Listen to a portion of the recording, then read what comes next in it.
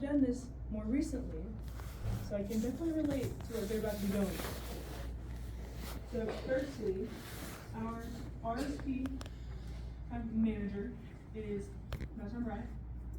Our state IABT manager is Dr. Class Ryan Schmidt, which some of you know him. Hello, are you Flores? Yay, you can say it. Yay! You guys can take a seat wherever you like. You got some chairs over here. You guys get cozy. Manager, Dr. Class Ryan Schmidt. He is my boss. So while your soldiers are at training, if you have concerns, curiosities, questions, he is the guy you want to call. I'm going to give you his phone number here in a minute. Feel free to take a picture of the slide, copy it down. Bam, there you go.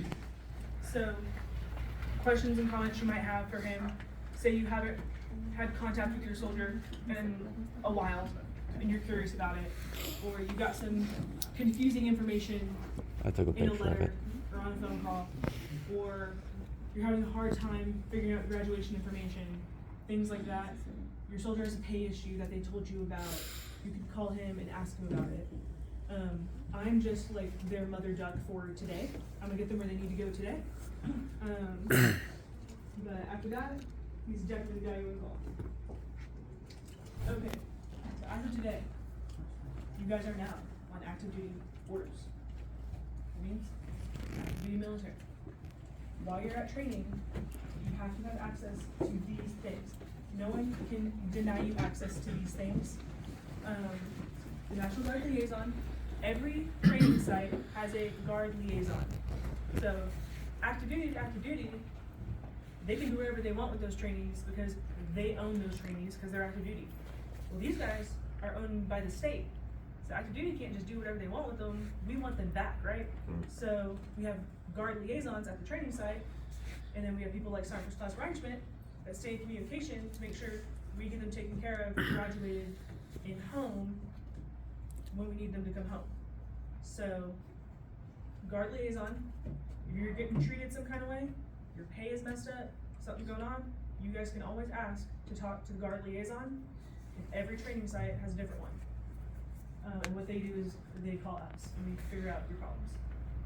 Medical, you guys are now covered under TRICARE Prime for the whole duration of your training. So any medical that they might have, they can get fully treated and cared for at the training site. And if there's a long recovery period, we might bring them home and have them recover here. We try not to leave them down there in cases of medical like that. Extreme medical cases are rare. I've been here for over a year and I haven't seen any, but they fall off the rappel tower, hit their head, concussion, broken ankle on a rug, I don't know, something like that. They're gonna get provided vaccinations, medicine, treatment for any injuries or illnesses that they might have by actual doctors. So have no fear. And guess what? It's free because they're covered under TRICARE Prime. So if you are feeling some kind of way, if any drill sergeant or someone tries to tell you, suck it up, be a man, be a soldier, they can't deny you access to medical care. If they do, guess what? Call the guard liaison. Chaplain. Every Sunday, you guys will have ability and access to go to religious services. I say religious services because they have all religions, all denominations. It's not just church, it's not just whatever. They can't like deny you religious services, and they can't deny you a chaplain. A chaplain in the Army, they are officers that are, they're like pastors, preachers, I don't know what other religions are, rabbis, we got them. Their job in the Army is to be a religious leader, and they're a person that has anonymity that you can talk to in time of crisis or concern. You can ask for a chaplain. On those Sundays when you can go to religious services, you don't have to pick just one that you go to the whole time. If you want to try, when I was at Fort Jackson, they had like pagan, Norse, you could go to Jewish, there was like 4 different Christian ones, and Muslim and all of them. You can go to all of them.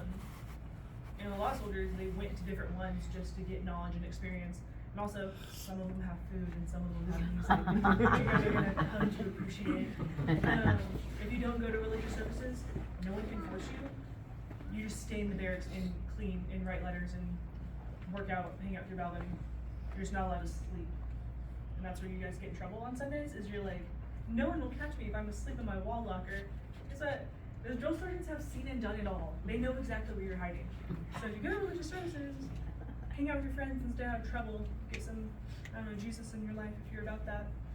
And also, if you have friends that are in other companies at the same training site, you guys can meet up at church and hang out. So if you know that your friend is like, they're already at basic training and they're in white phase and you just got into red phase, you guys can agree to meet at the Pentecostal service. I don't know.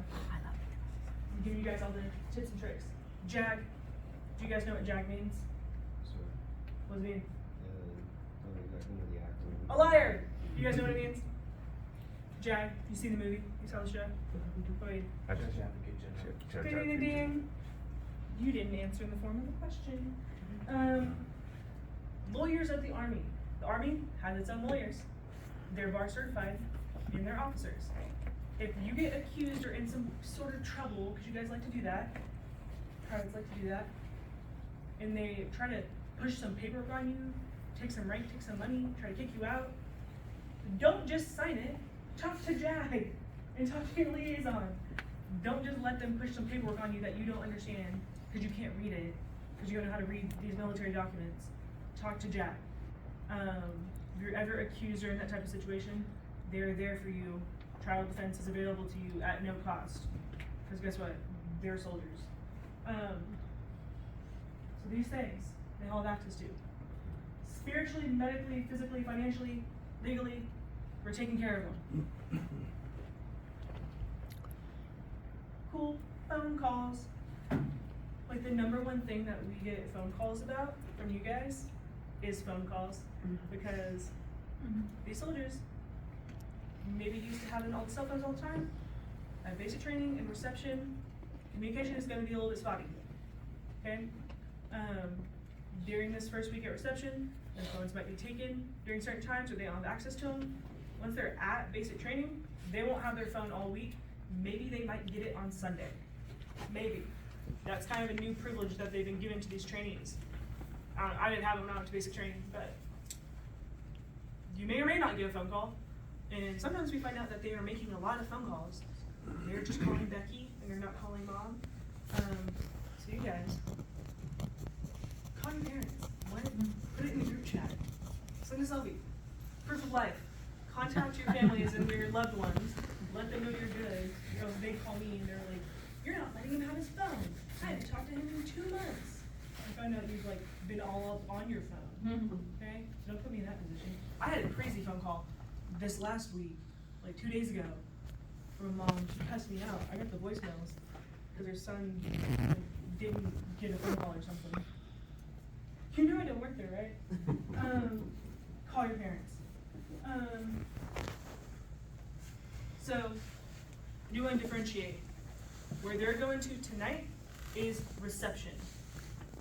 Reception will be up to a week long. For infantry guys, longer.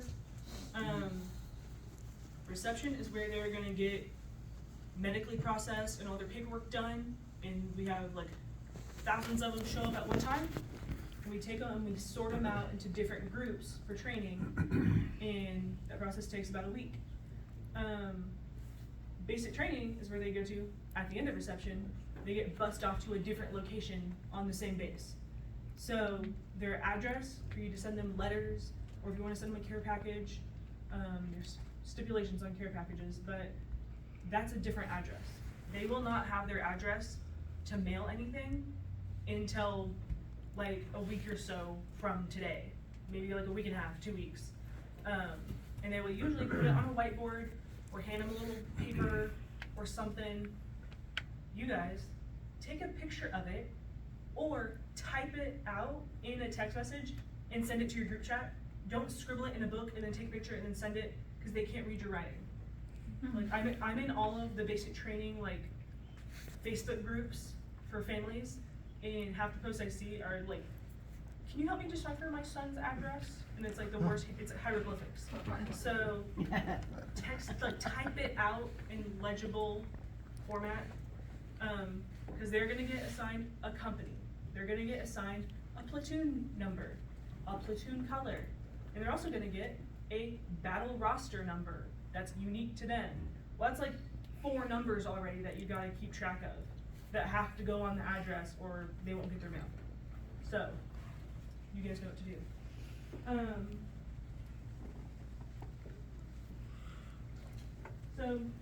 When I went to reception, they let me keep my phone. We just weren't allowed to carry it around with us. It was only in the evening of reception we were allowed to get on it. But they didn't collect up all of our phones until we got to basic training. So tonight, may or may not get phone calls and communication. I do know at basic training, they will give them that time to make that "I made it here alive and safely" phone call, and they'll probably be reading from a script, and they're gonna sound sad, and you're gonna hear a lot of yelling in the background. Don't worry about it, it's part of the course. You will get your phone call eventually. Just might be dodgy this week. Let's see, reception, so it says 3 days to a week. You notice they even put it in the slideshow, and they don't have good grammar. I didn't make this. It's the worst week. The worst part of training is reception. Am I wrong? So right. I'm so right. At reception, like I said, they're all nervous today. They're all sleep deprived. They're gonna be nervous and sleep deprived when they show up tonight. They're probably not gonna get a lot of sleep tonight, okay? Let me be honest with you. They're gonna be all scared and confused and sizing each other up, and we basically throw into some barracks like a holding cell. We're like, bam, here are your new friends, and you have no clue what's happening tomorrow. Yeah. It's kind of nerve-wracking. For a lot of these soldiers, this is where it starts hitting them in the heart and in the gut that, oh my God, I'm really here, and oh my God, I can't back out now. Positive reinforcement is needed from you guys. You guys are the support system, you are the cheerleaders. Positive reinforcement. Because I'm telling you, parents, when you get that phone call, and maybe they sound a little shook up, maybe you're crying, maybe they're telling you like, Mom, this was a bad choice, I need to come home, like this isn't what I thought it was gonna be, like you gotta help me get home, and you're gonna wanna sympathize and have a soft spot, and you're gonna wanna protect them and help get them home. Guess what, we already paid for you guys to be there, and Sergeant Reinschmidt is not bringing you home early. He's not, he'll keep you there until after graduation, because we already paid for it. So, no quitsies. So I guarantee, you get through reception, you get into like week 2 of training where you're doing fun stuff, and you have friends, and you're gonna love it. I love basic training. I have 0 bad things to say about it. We did cool stuff, and I got paid to do it. And I get this cool outfit I get to wear every day. Like, don't quit at reception. Reception is not the Army. It's literally the only time you're gonna do something that stupid. You are gonna get given your, it's called an Eagle Cash Card. They're gonna advance you like $300 to $400 off your first check, and you're gonna use that to buy commissary items. So there's certain specific hygiene items and stationery they're gonna let you get at the shopette. You're gonna use that money to go buy your running shoes, your razors, your hair gel, your hair ties, your underwear, your sports bras, your stamps, your notebooks. What if they already have it in their bag? Tonight, they do a thing called Amnesty Hour, where the drill sergeants are gonna dump out all their bags and look through it. And some things are considered contraband that they have to throw away. Some is contraband that they can keep. They just lock it up and they can't have it while they're at training. So if it's like, for example, mouthwash. Yeah, you're allowed to have mouthwash, but if it has alcohol in it, you're not allowed to have it. So if their mouthwash has alcohol, it's getting thrown away. If they brought civilian undergarments, but there's some Victoria's Secret or they got a big logo on them, guess what, you can't have them. So like things like that, there's little stipulations on some of that, or like certain razors and like perfume and things that they don't let you have. So they're gonna go through all their stuff, but you guys will get the opportunity to buy all those things. When I was at basic training, the only care packages we were allowed to get was hygiene items and uniform items. So like, I had my family immediately send me better hair gel, better underwear, better bras immediately, but there was rules on it, like no logos, solid colors, modest, things like that. Cool, so you guys are gonna buy all your stuff at reception. Uniforms and gear are issued to you, you don't buy them. Just undergarments and hygiene items. Shots are administered. They're gonna look at your medical record and see what you got and what you don't got. And guess what? What you don't got, you're gonna get, and you're gonna walk down the line and get stuck. I got like 10 shots at reception. I didn't know I was unvaccinated.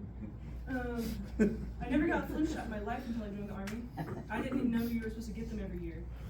I asked my dad, I was like, have I ever had a flu shot? And he was like, no, I'm allergic to them. I just never got you one. And I was like, thankfully I'm not allergic. No one told me. All administrative paperwork. After your family leaves, I'm gonna do paper with you guys. Guess what? You're gonna do it again at reception. Things that relate to their pay, their medical, their contact info, making sure that they are getting to the right places. All that paperwork is gonna be gone through again. And they're gonna get dental and physicals all over again, kind of like METS. Uniforms and boots are issued. You guys are gonna go into this chaotic room with a bunch of old civilian contractors that are gonna yell at you and push you through line and throw like bags of uniforms at you. They're gonna look at you and pick your uniform sizes, so you don't get to pick. But your boots, they will sit you down and they'll fit you for boots. Be professional, but be firm. Don't let them give you some messed up boot size, okay? Because that can make or break your experience if your boots are the wrong size, okay? Because y'all don't know pain until you've done a 10-mile ruck in the wrong boot size and half your foot's missing. So that was dramatic. I'm sorry. But I never got blisters. I saw some girls who got blisters, and I was glad I wasn't part of it. Because when I went to reception, they tried to give me some boots that were too big, and I said, I'm not leaving until you give me the right boots. I'm not leaving until you let me at least try one size down. She handed me the size down, and I got up and ran. So your boots, we're gonna give you 2 pairs of issued boots and a pair of winter boots. Make sure they fit, okay? And if they're being like super crazy, like, nah, take the boots and go, and you know that they're too big, you gotta be brave and tell a drill sergeant, like, drill sergeant, these are like clown shoes. This is crazy. Because guess what? They feel your pain. You guys don't get to buy cool Gucci boots until like AIT. Mine are cool Gucci boots. Dental, vision, hearing, all that stuff you did at METS, you guys are gonna do again. That's cool because you already did it once, so we know you passed, right? Letter writing. So it says it again there at the top. They're not gonna get their address for letter writing until they get basic, which is after this first week, after reception. In their addresses, they're gonna have those unique numbers, the platoon, their battle roster number, their platoon color. So look out for those things. Sandbox is an app, and on those contact sheets we passed out to every family should have one. If you don't, I have some right there. Sandbox is an app you can download, and you can load money on it, type your letters, and include photos, and just like pay for the letter, and it gets printed at the training site and given to your soldier, and it's like a quicker way for them to get the mail. And also, you don't have to go buy stamps and worry about handwriting that address properly every time. This app is made to get mail to soldiers. So you can type in their address and it will pre-format and label and do the postage for you if you pay for it. And it includes a return envelope for your soldier to send you back a letter. So I think it's pretty cool. They come in like red, white, and blue envelopes. So like during mail call, so you always knew who had like the bougie parents, because you'd see they have a stack of red, white, and blue envelopes. I was like, whatever. I didn't know Sandbox was a thing, or else I would tell my parents. They also, in the Sandbox app, kind of give you like a week by week what you can expect them to be doing at training. Because basic training is set upon 3 phases: red phase, white phase, and blue phase. So it's pretty standard what happens during the phases. So Sandbox, you can also kind of follow along with what they're doing.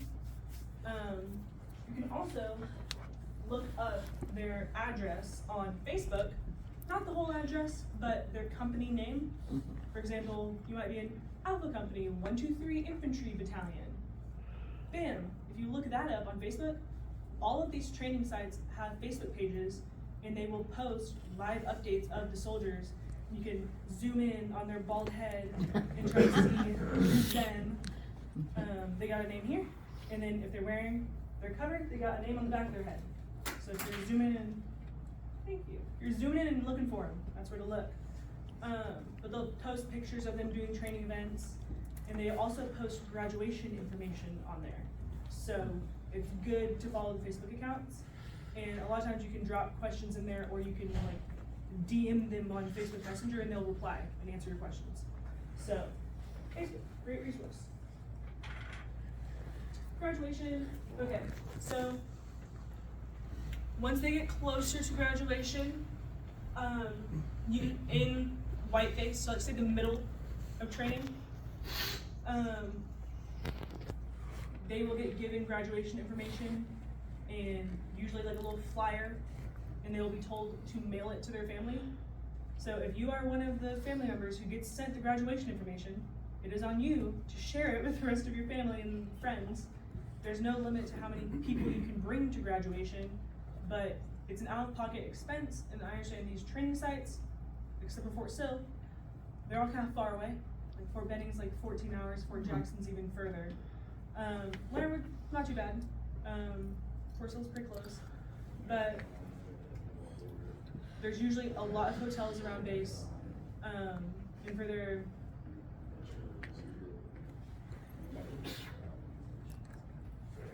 oh nice, yeah. Okay, so it says it will give you a list of the hotels in the area.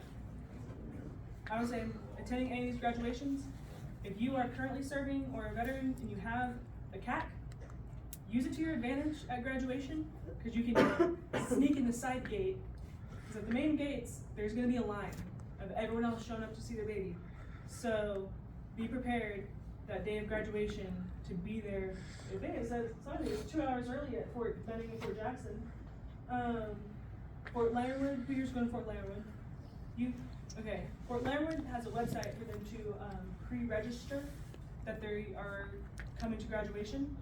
So your rules are going to be a little bit different. But I think Fort Leonard has the best website where you can actually just look on the public website and get graduation information. Every other training site also has a public website that you can go snoop around on. And the information kind of stays relatively the same. The only thing I would be worried about is maybe inclement weather.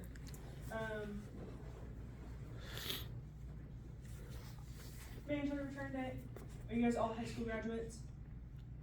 Are any of you split option for college? Cool, let's just apply. Soldiers, do you think that is expensive for health insurance? You look like you want to say yes. You just have no clue.